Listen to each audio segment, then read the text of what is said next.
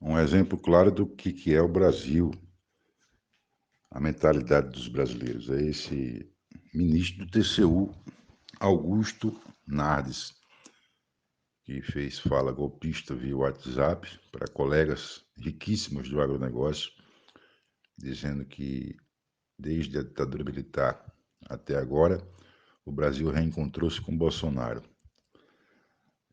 Então a gente percebe a mentalidade de boa parte das pessoas que estão ocupando alto cargo no Estado hoje, no Estado brasileiro, que não é de jeito nenhum uma parte pequena, são muitas pessoas que não sabem o que é uma pátria e uma nação.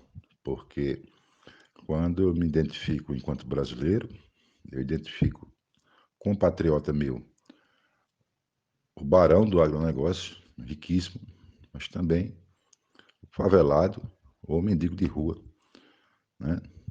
Que mora numa casa na periferia de 2, 3 cômodos, ou mendigo que não tem teto, o desempregado.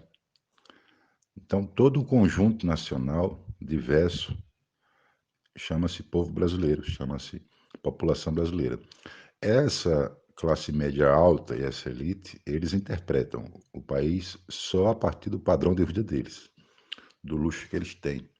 E que sempre tiveram, porque são famílias que vão deixando herança de geração após geração, desde o tempo do Brasil colônia, onde tinha um fausto imenso dos plantadores de cana, primeiramente, depois os barões de café e da borracha.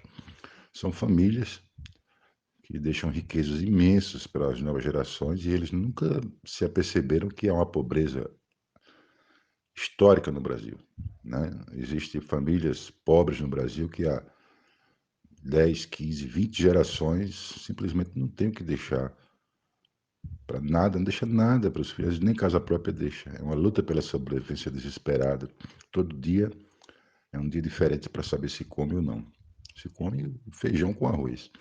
Então, que país é esse? Na cabeça desses ricos, como é o caso desse Augusto Nardes, ocupando um posto de Estado. O sistema econômico que nós vivemos, o capitalismo, ele não só aceita como premia quem tem essa mentalidade de achar que os valores monetários, a produção econômica deve ficar concentrada na mão de poucos. O sistema capitalista premia isso, mas na iniciativa privada. Se vai para o Estado, tem que ter a regra estatutária, tem que respeitar as leis, tem que respeitar a Constituição. E a Constituição é bastante clara que no processo eleitoral, o mais votado vai governar. Foi Lula e Alckmin.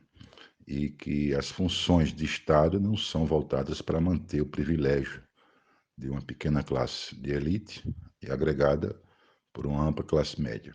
Essa é a mentalidade que está nos destruindo. A gente precisa sensibilizar essas pessoas, tocar o coração delas e mostrar a elas que elas nunca vão ser felizes na vida, nunca vão se orgulhar de ser brasileiro, de olhar para a bandeira nacional, de cantar o hino nacional, nunca, enquanto tiver gente passando fome num país que tem um solo riquíssimo, que tem imensas terras para plantio, que tem uma capacidade produtiva industrial imensa e que já deu certo, já chegou a índices mínimos de pobreza, de fome, agora com o governo Lula, agora 10 anos atrás, 15 anos atrás. Então, a gente precisa mostrar a essas pessoas que está errada a lógica delas. Elas não podem ser felizes assim. Elas precisam ver as dificuldades que boa parte da população tem, a pobreza, a miséria, a falta de emprego, que elas se identifiquem com essas pessoas como sendo de seus compatriotas. Elas não são de pensar assim, pensam que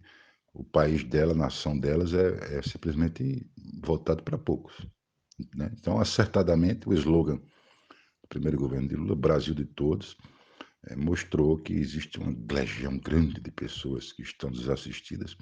Até se brincou na população dizendo que o Lula foi um redescobridor do Brasil, porque apareceu gente com potencial, com capacidade que a gente não imaginava que tinha, ou quem conhece o Brasil sabe que tinha, mas não estava tendo visibilidade. As universidades se encheram de filhos e filhas de trabalhadores.